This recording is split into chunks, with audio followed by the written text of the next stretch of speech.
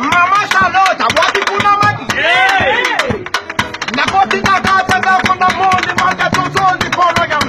Amananga, Toka Magi. Hey! Dina! Dina got mama, keep it cover.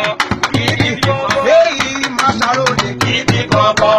Keep it cover. I may have keep it cover. Keep it cover. Hey, wait. We want to. Another mama Salimu.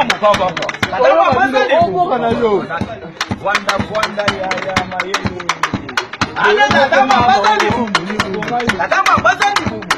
Nadanda, Aga was in Maga, Vana Vikia, was in Maga, Wona Vikia, and let one of Wasina Gasema Kelly, Vanda Baz was in Nate, Basima Kabuna Nate, Pawanta here, and then Vana Bashimo, Sokiba, Polima, Homa Gavana.